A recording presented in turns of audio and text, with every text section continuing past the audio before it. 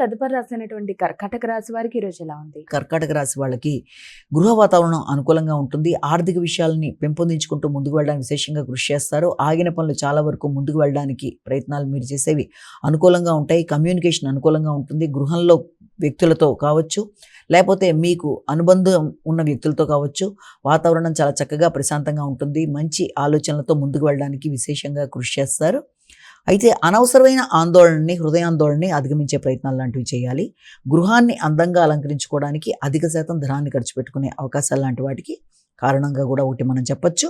అయితే దాంతోపాటుగా ప్రయాణాలకు కూడా, దగ్గర ప్రయాణాలకు అవకాశం ఉండడం, వ్యక్తుల యొక్క సహకారాన్ని తీసుకోవడంలో పెద్ద స్థాయిలో మీకు ఆ ఇష్టం లేకుండా ఉండకపోవడమో, లేకపోతే వైరాగ్య ధోరణి లాంటివి ఉండే అవకాశం ఉంది. వీలైనంతవరకు వ్యక్తుల సహకారాన్ని తీసుకుంటూ, వాతావరణాన్ని అనుకూలంగా మరల్చుకుంటూ, అలాగే గృహ శోభ కోసం మీరు పడే కృషిని చక్కగా పెట్టుకుంటూ, అనవసర ఆందోళన అధిగమిస్తూ, ఆర్థిక విషయాల్లో చక్కగా ప్రశాంతంగా ముందుకు వెళ్ళడానికి ప్రయత్నం చేయాలి. సింహరాశి.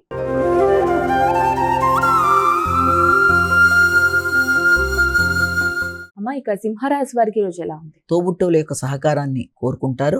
ముఖ్యంగా తోబుట్టువులతో మీరు ఏదైనా ఒక పనిని పూర్తి చేయడానికి అధిక శ్రమతో, శ్రద్ధతో అనుకున్న పని అనుకున్న సమయంలో పూర్తి చేయడానికి ప్రయత్నం చేస్తారు. ఆర్థికంగా ఖర్చులు అనేవి అధికంగా ఉంటాయి మీ యొక్క భాతృవర్గానికి సంబంధించి. ముఖ్యంగా తోబుట్టువులతో ఘర్షణలకి దూరంగా ఉండాలి.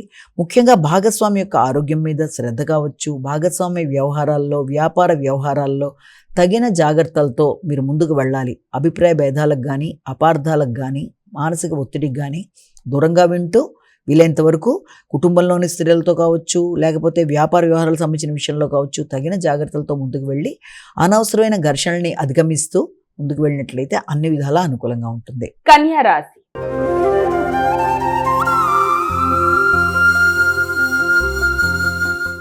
తదుపరి రాసినటువంటి కన్యా రాశి వారికి ఈ రోజు రాశి ఫలాలు ఏ విధంగా ఉన్నాయి?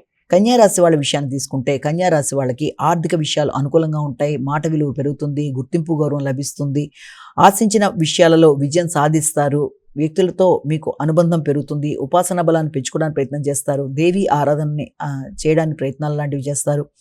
మానసిక ప్రశాంతతతో ముందుకు వెళ్ళడానికి, సమయస్ఫూర్తిగా నిర్ణయాలు తీసుకోవడానికి, మీ యొక్క విజయం కొరకు మీరు ముఖ్యులైన వ్యక్తుల యొక్క సంప్రదింపులతో ముందుకు వెళ్ళడానికి చేసే కార్యక్రమాలకి అనేక విధాలుగా కృషి చేస్తారు. కానీ సంఘంలో, కళారంగంలో ఉండే వ్యక్తులతో కానీ, సంఘంలో కానీ మాటల వల్ల కూడా కొన్ని సందర్భాల్లో ఏదైనా అభిప్రాయ భేదాలు వచ్చే అవకాశం ఉంటుంది. కనుక వీలైనంత వరకు తక్కువ మాట్లాడాలి, ఎక్కువ వినాలి, ఘర్షణలు అధిగమించాలి, ప్రశాంతతను పెంపొందించుకోవాలి. అన్ని విధాలు అది వృత్తి చేసే ప్రదేశాల్లో ముఖ్యంగా తగిన జాగ్రత్తలతో ముందుకెడుతూ అనుకున్న ఫలితాలు సాధించాలి.